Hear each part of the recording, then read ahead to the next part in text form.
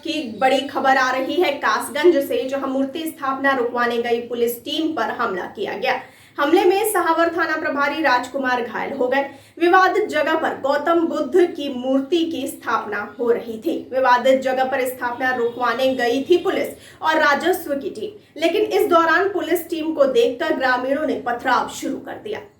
कप्तान साहब, ये झगड़ा हुआ है, यहाँ पथराव की सूचना मिली है, आप लोग आए हो, क्या था पूरा मामला?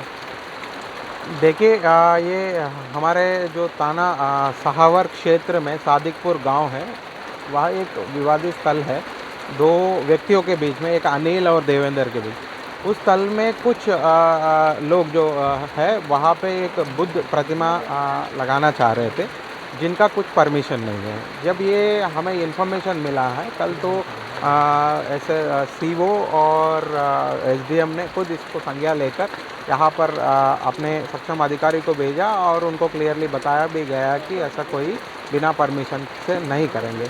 जब सुबह हमें ये पता चला कि फिर से मतलब ऐसे प्रतिमा स्थापित करने की कोशिश कर रहे, तो फिलहाल फोर्स आ गई मौके पर। अब जब रोक रहे थे, थोड़ा कुछ 5-6 लोग जो आक्रोशित थे, उन्होंने मतलब पथराव करने का कोशिश किया और फिलहाल मौके पर हम पहुंचे। ऐसा कोई स्थिति नहीं है, ये मेनली दो व्यक्तियों के बीच विवादित स्थल को लेकर मामला है और शांति है। और पूरा फोर्स, एक बार हम शो ऑफ फोर्स भी गांव में कर रहे हैं और जितने भी ऐसे मतलब वहाँ पे इकट्ठा होने की कोशिश किया या पथराव करने की कोशिश किया, सबको हम चिन्हित कर रहे हैं और सुसंगत धाराओं में मुकदमा लिखवा के अग्रिम विधिक कार्रवाई भी करेंगे। थाना प्रभारी के चोट भी आई है, इसने बताया पत्थर लगाया। फिलहाल ये सूचना थाना प्रभारी को छोटा सा खरीज आई है यहाँ पर, मतलब अपने कंधे पर। ऐसा कोई बड़ी चोट नहीं है, लेकिन ये हमारा कर्तव्य है एंड ये छोटी उनको रोकने की कोशिश में ऐसा हुई है, लेकिन ऐसा कोई वो नहीं है। जैसे हमारे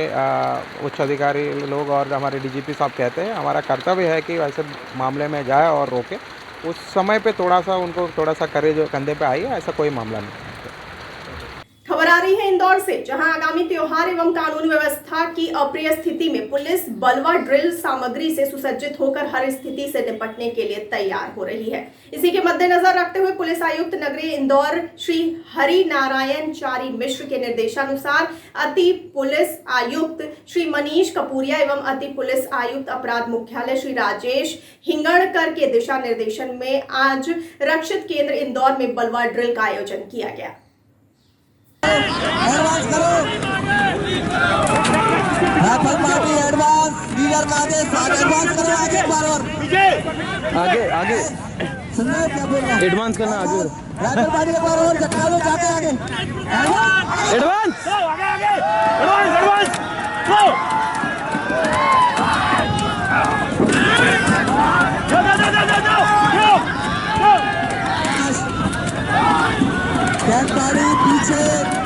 पीछे आ जाए। इस वक्त की बड़ी खबर आ रही है झारखंड से, जहां बोकारो में आज मुहर्रम को लेकर सिटी थाना अंतर्गत शांति समिति की एक बैठक बुलाई गई, जहां मुस्लिम समुदाय और हिंदू समुदाय के दोनों लोग मौजूद थे।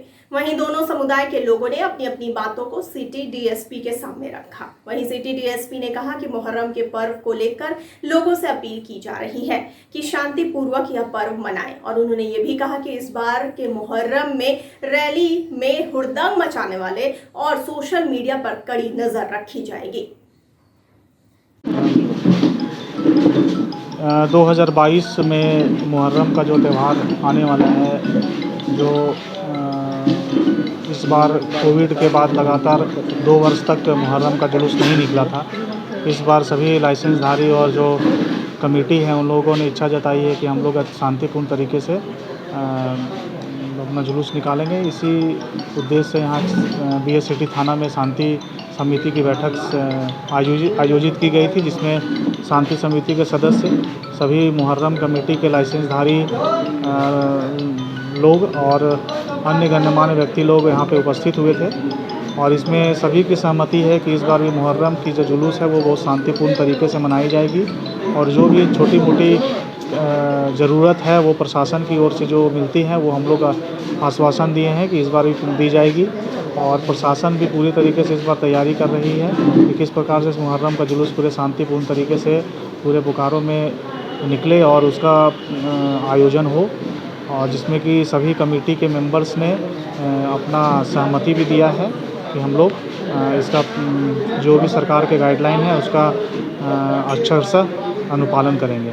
किन किन मुख्य बिंदुओं पर गौर करने की बात है? मुहर्रम के जुलूस में मुख्यतः कब से कितने बजे निकलेगी, समय पे हम लोग विशेष फोकस किए हैं और कितने लोग रहेंगे हर एक जुलूस में और किन किन रूट से वो लोग अपना जुलूस को गुजारते हैं, ये इन सारे बिंदुओं पे हम लोग विशेष फोकस किए हुए हैं।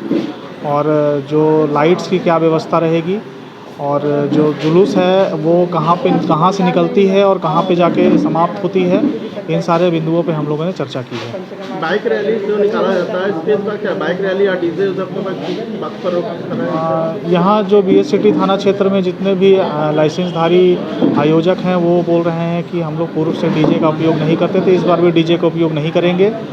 और बाइक्स जो राइडर्स हैं उन लोगों को सख्त हिदायत भी हम लोग प्रशासन की ओर से दे रहे हैं कि इस प्रकार का कोई हुड़दंगी बाइक रैश ड्राइविंग नहीं करें, नहीं तो कानूनी कार्रवाई की जाएगी। सेक्टरों में देखा जाता है कि बाइक लेकर के जुलूस को लेकर घुमाया जाता है, इन पे प्रशासन के किस नज़र पर? इस पर पूर्णतः प्रतिबंध है। बाइक से किसी प्रकार का जुलूस का आयोजन नहीं किया जाएगा और इस प्रकार से की जाएगी तो उस पर जुर्माना के साथ साथ कड़ी कार्रवाई की जाएगी। इस वक्त की बड़ी खबर आ रही है इंदौर से, जहां फिल्म स्पेशल 26 की तर्ज पर फर्जी अनुमति पत्र बनाकर पुलिस की आंखों के सामने करोड़ों रुपए की केबल और टेलीफोन पोल चोरी करने वाला बिहार के गिरोह के 8 सदस्य पुलिस की गिरफ्त में पकड़े गए। आरोपियों से एक JCB क्रेन और एक आइसर गाड़ी और लाखों रुपए मूल्य का कॉपर केबल वायर बरामद हुआ है। 5 अन्य आरोपियों की तलाश अभी भी जारी है। गिरोह पकड़ाया है जो सरकारी केबलों को काट करके और क्रेन की मदद से दिन दहाड़े घटना को अंजाम दे रहा है। हाँ, आज थाना MIG पर धारा 379 एवं 34 भादवी का अपराध पंजीबद्ध किया गया है, जिसमें सुनील देसावल जो कि BSNL के कर्मचारी हैं, उनके द्वारा आज बताया गया है कि आज सुबह प्रातः 5 बजे के करीब उनके पास उनके ग्राहकों के फ़ोन आने लगे कि BSNL की सर्विस काम नहीं कर रही। इसी पर वो श्री माया होटल के करीब पहुंचे। वहां पर हमारे रात्रिगस्त अधिकारी सौनी मुनीन सिंह कुशवाहा जी मिले। उन्होंने बताया कि कुछ लोग यहां पर केबल काट रहे हैं श्री माया होटल और दैनिक भास्कर के बीच में AB रोड पर। तो उन्होंने बताया कि आपसे इन्होंने परमिशन ली। BSNL के अधिकारी ने बताया कि हमसे इस प्रकार की कोई परमिशन नहीं ली गई। इसी उद्देश्य को लेते हुए बीट के सारे अधिकारियों को बुलाया गया, तलब किया और मैं फोर्स के वहाँ पर दबिश दी। तो एक क्रेन और एक टाटा का कंटेनर, ये दोनों वहाँ पर मौके पाए। वहाँ मौके पर से 8 आरोपी अरेस्ट किए हैं, जिन्होंने अपनी चोरी करना स्वीकार किया है और ये सभी लोग बिहार और उत्तर प्रदेश के रहने वाले। सर कैसे करते थे, कब से कर रहे थे?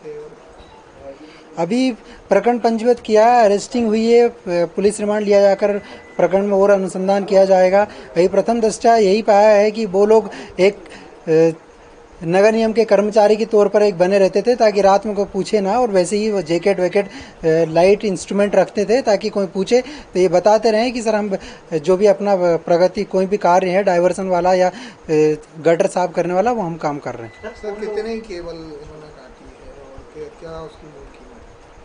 ये करीब 150 रुपये पर किलो के हिसाब से तांबे केबल है, 150 रुपये पर किलो के हिसाब से बेचते थे। अब उसमें जितनी केबल एक चोरी में इनको मिल जाए, चाहे वो 1 कुंटल हो चाहे 2 कुंटल हो, जितनी केबल उनको मिल जाए। अभी उसमें तोल वजन नहीं किया गया है, आरोपियों को अरेस्ट किया, उनसे जब्ती कार्रवाई की जाए। कितने आरोपी हैं इसमें 8 आरोपी हैं। कौन है गिरोह का मुख्य सरगना?